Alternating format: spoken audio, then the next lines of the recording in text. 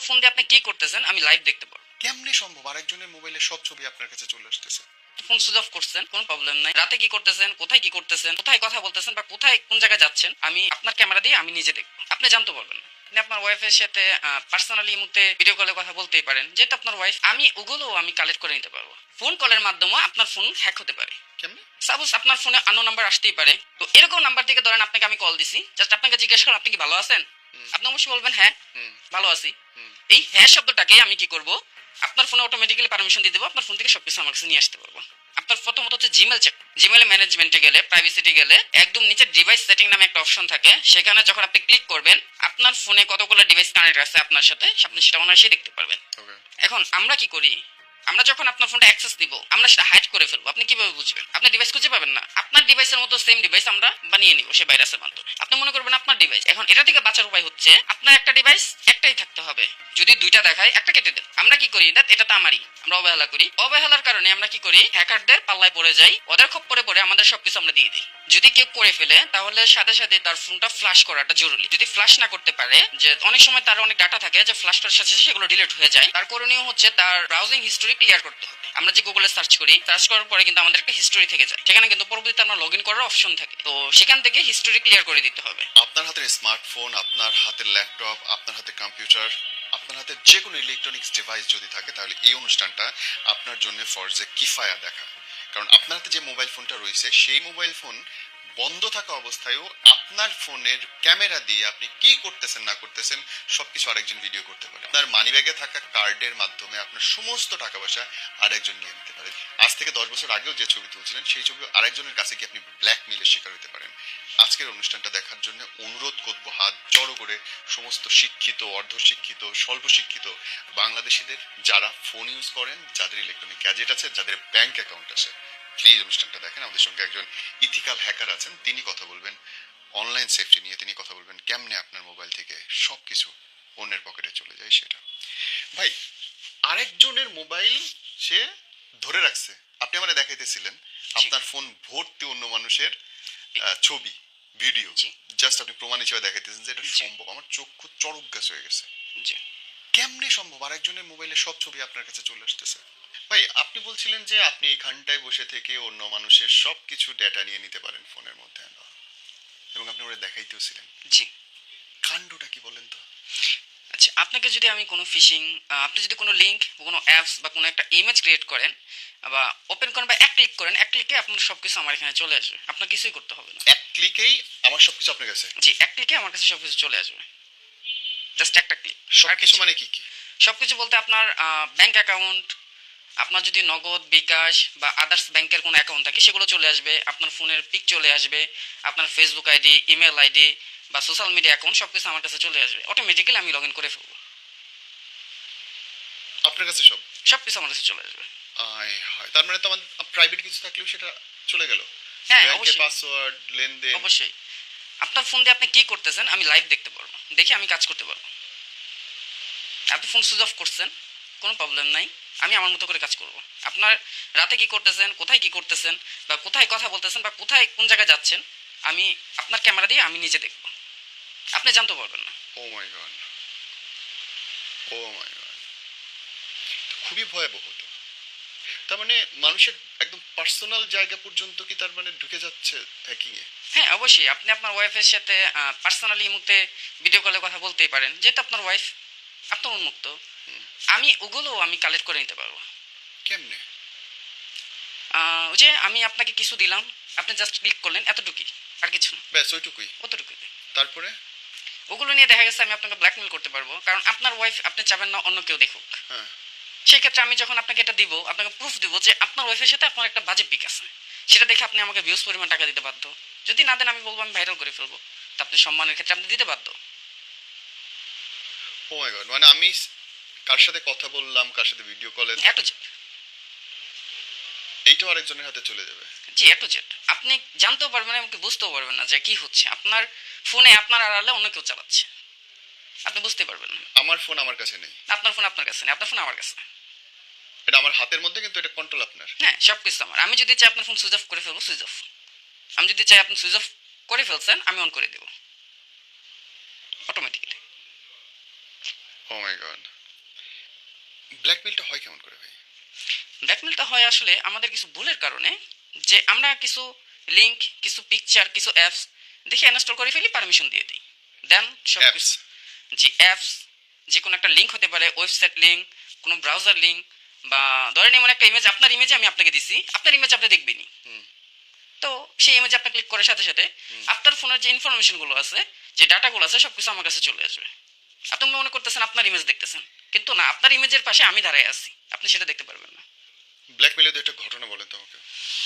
আচ্ছা, তো আহ, যে কাহিনীটা, যেটা আমার কাছে আসছিল কিছুদিন আগে, হাজব্যান্ড ওয়াইফের সাথে প্রবাসী থেকে ভিডিও কলে কথা বলতেছে, এবং এক পর্যায়ে তারা ভিডিও কলে একটা মানে বাচ্চা ভাবি ছিল। তো একজন হ্যাকার্স তাকে কি করছে, একটা প্রলোভন দেখাইছে যে এত টাকা তুমি আর্নিং করতে পারবা, বা এত টাকা তুমি পাবা, জাস্ট এখানে ক্লিক করো। তো উনি এক ক্লিক করে দিছে। এক ক্লিকে উনি কি করতেছে না করতেছে, অটোমেটিক্যালি স্ক্রিনশট নিয়ে ভিডিও রেকর্ড করে উনি তাকে ট্রান্সফার করতেছে, আবার ওনার ফোন দিয়ে ওনাকে ট্রান্সফার করতেছে যে তুমি আমাকে এত টাকা দিলে এগুলো আমি রিমুভ করবো না, তো রিমুভ করবো না, আমি আপলোড করে দেবো, আমি ভাইরাল করে দেবো। ওনার ফোন থেকে ওনার ওয়াইফকে এগুলো পাঠাচ্ছে, তৃতীয় ব্যক্তি, ওনাদের দুজনের মাঝে তৃতীয় ব্যক্তি। জিনিসটা কেমন, কতটুকু ভয়াবহ? আমি যদি আপনার ফোন থেকে আপনাকে মেসেজ করি, আপনার ফিলিংসটা কি আসবে, আপনার অনুভূতিটা কি আসবে? তো ভয়াবহ ব্যাপার। তখন যদি আমি আপনাকে বলি যে আমাকে 1 লাখ টাকা দেন, বা 20,000 টাকা দেন, বা আরো বেশি দেন, আপনি দিতে বাধ্য। আপনার সম্মানের ব্যাপার, আপনি দিবেনই। আপনি যদি মামলা করেন, পুলিশের কাছে যান, কোনো সাইবার সিকিউরিটি যে এক্সপার্ট থাকে, তারাও আমাকে খুঁজে বের করতে পারবে না, কারণ আমার সব কিছু হাইড। আপনি কীভাবে পাবেন? আপনার ফোন দিয়েই আমি করতেছি, আপনি আমাকে কীভাবে পাবেন? আমি তো আমার ফোন দিয়ে করতেছি না, আপনার ফোন থেকে আমি করতেছি, সকল ইনফরমেশন আপনার ফোনের, তো আমাকে আপনি কীভাবে পাবেন? হচ্ছে আমার খোঁজই নাই যে কি হইতেছে ভিতরে। না, আপনি বুঝতেও পারবেন না, আপনার হলে আপনার ফোন তৃতীয় ব্যক্তি ব্যবহার করতেছে বা দ্বিতীয় ব্যক্তি ব্যবহার করতেছে। শুধুমাত্র লিঙ্কে ক্লিক করেই? শুধু লিঙ্ক, যে কোনো একটা ইমেজ, যে কোনো একটা অ্যাপস, বা যে কোনো কিছু। ধরেন আপনাকে ফোন কল করছে কেউ, ফোন কলের মাধ্যমে আপনার ফোন হ্যাক হতে পারে। কেমনে? সাপোজ আপনার ফোনে আননোন নাম্বার আসতেই পারে। জি। যেমন আমরা জানি মূলত বাংলাদেশে +8801 থেকে শুরু হয়, আর আদার্স যে নাম্বারগুলো হয় সেটা 0 থেকে শুরু হয়, বা হচ্ছে 9 বা 1 থেকে শুরু হয়। তো এরকম নাম্বার থেকে ধরেন আপনাকে আমি কল দিছি, জাস্ট আপনাকে জিজ্ঞেস করলাম আপনি কি ভালো আছেন, আপনি অবশ্যই বলবেন হ্যাঁ ভালো আছি। এই হ্যাঁ শব্দটাকে আমি কি করব, আপনার ফোনে অটোমেটিক্যালি পারমিশন দিয়ে দেবো, আপনার ফোন থেকে সবকিছু আমার কাছে নিয়ে আসতে পারবো। না, আমি যে ইয়েস বললাম, হ্যাঁ এটার বললাম, মাধ্যমে সো হ্যাঁটাকে গুগল নিয়ে নিবে যে আপনি ফোনের পারমিশন দিয়ে দিচ্ছেন আরেকজনকে।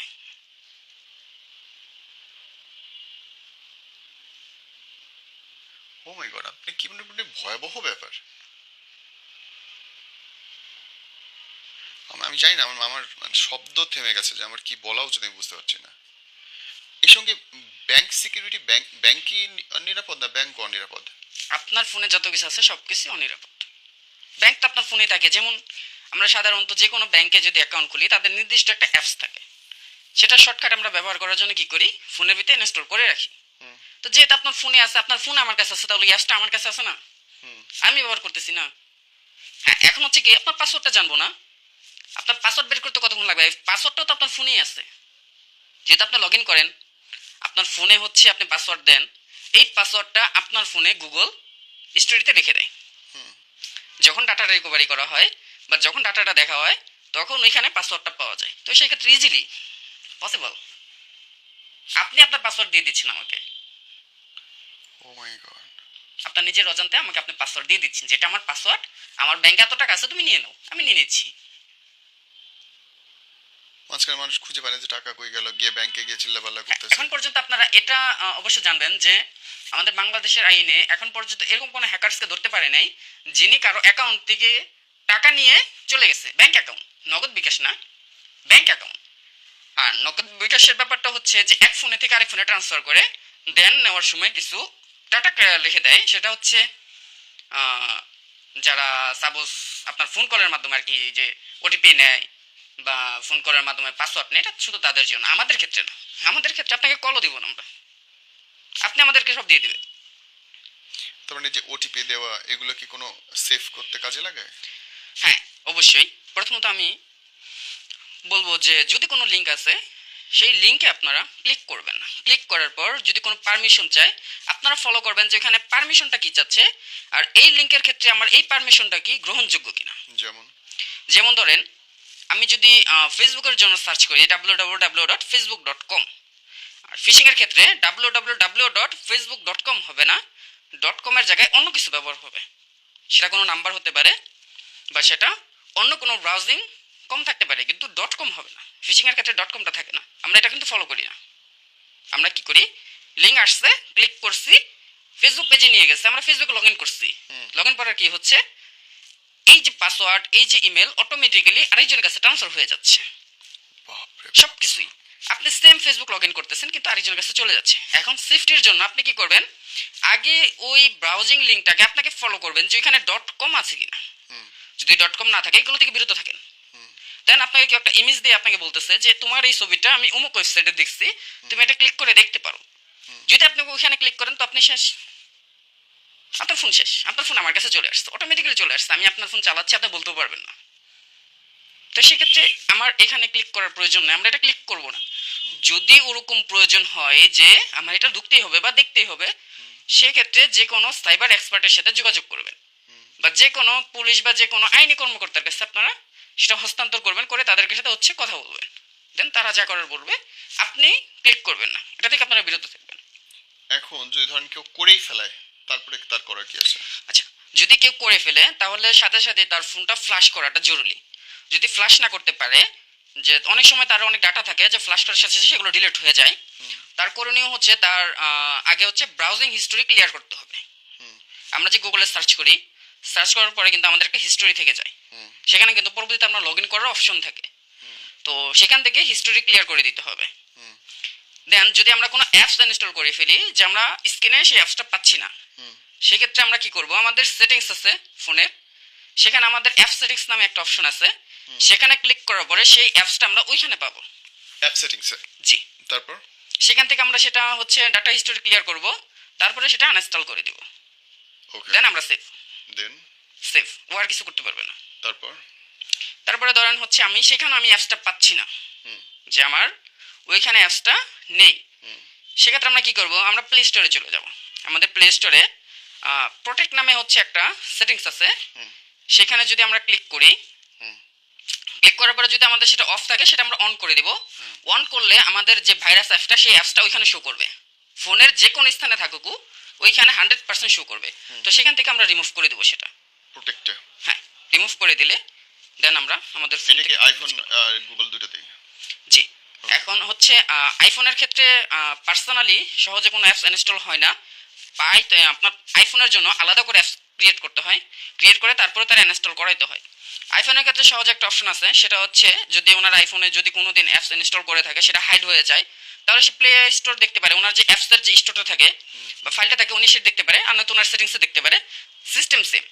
আর বিশেষ করে ভয়েস কল হওয়ার মাধ্যমে হচ্ছে ফোন হ্যাক এটা বেশি আইফোনের ক্ষেত্রে হয়। কিরকম?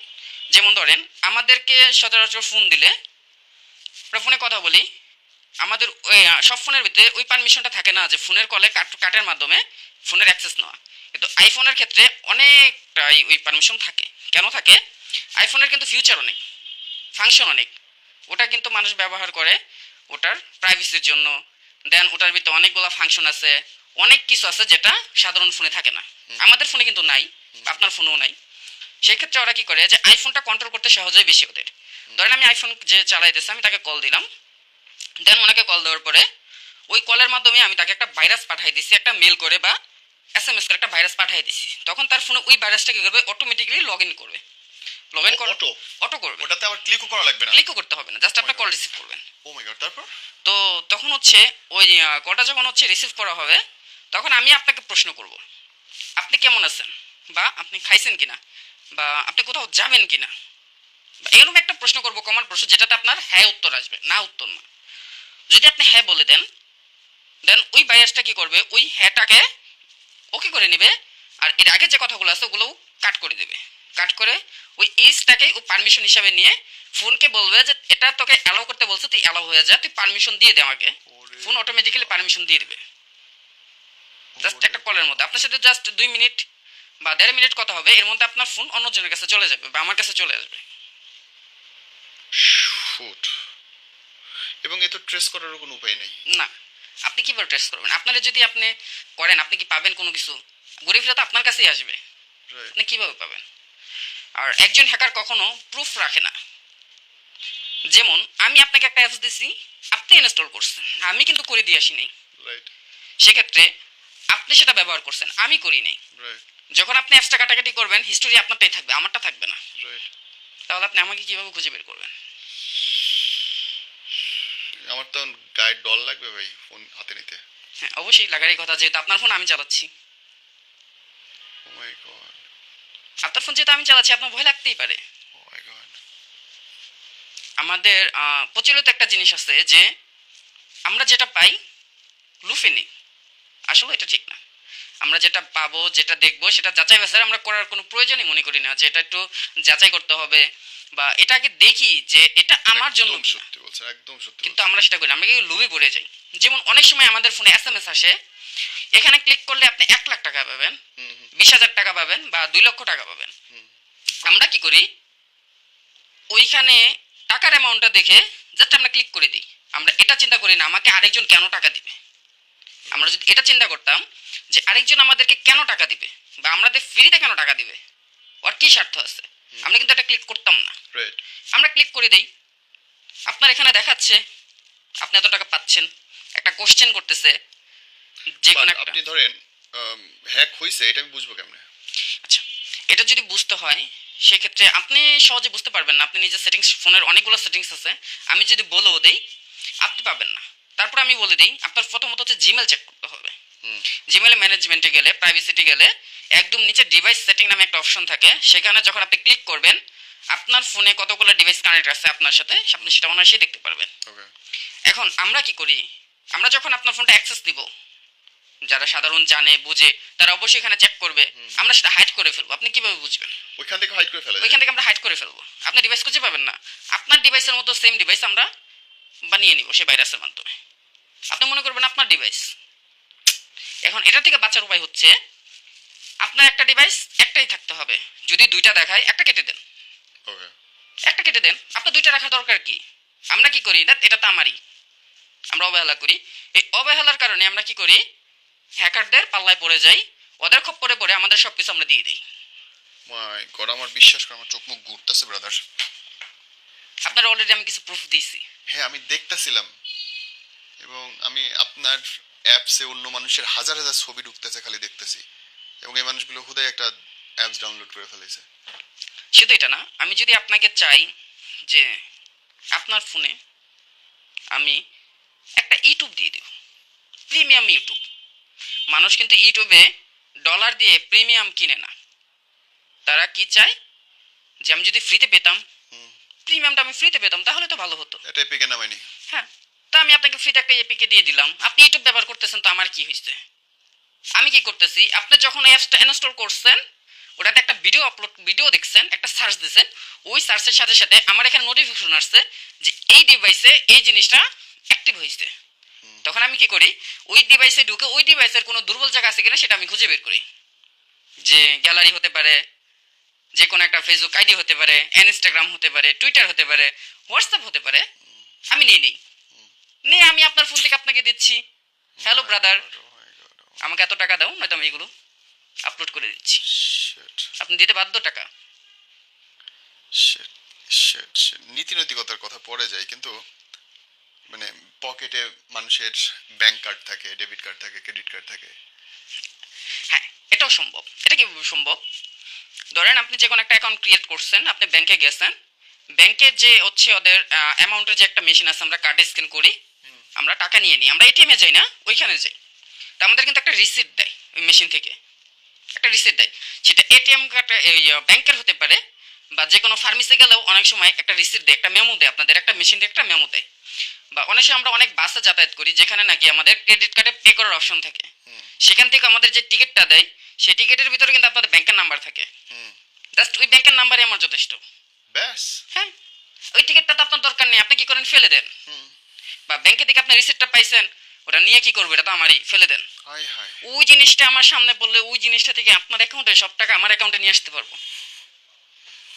মাই ওই জিনিসটা আপনার কাছে কোনো মূল্য নাই, কিন্তু আমার কাছে ওটা অনেক মূল্যবান। শুধু ব্যাংক নম্বরটাই? হ্যাঁ, ওটার ভিতরে আপনার ডিটেলস তো দেওয়াই থাকে। আমার তো কষ্ট করে খোঁজাখুঁজি করার দরকার নেই, জাস্ট আপনাকে একটা প্রমাণ দেখালেই হয়েছে। আপনার ব্রেন ওয়াশ করতে তো আমার সময় লাগবে না।